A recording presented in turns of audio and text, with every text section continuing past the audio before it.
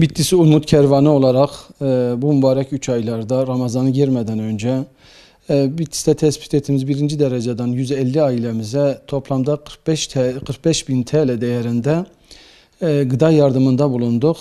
Allah nasip ederse zengin olan vatandaşlarımızın, Müslüman kardeşlerimizin yardımıyla Ramazan'da ve Ramazan dışında da bu fakir ailelerimize düzenli olarak yardım yapmaya çalışacağız. Tabii ihtiyaç sahipleri ve zenginler arasında köprü olmaya çalışıyoruz. Bizim zenginlerden özellikle durumu iyi olan kardeşlerimize, Müslüman kardeşlerimizden ricamız, özellikle Ramazan ayı geliyor, zekat ayı geliyor, zekatlarımızı veriyoruz. Tabii zekatlarımızı verirken sadece fakiri Ramazan'da tek düşünmeyelim. Fakirin ihtiyacı 12 ay boyuncadır. Bu yardımları 12 ay boyunca düzenli bir şekilde fakirlerimize ulaştırmaya çalışıyoruz.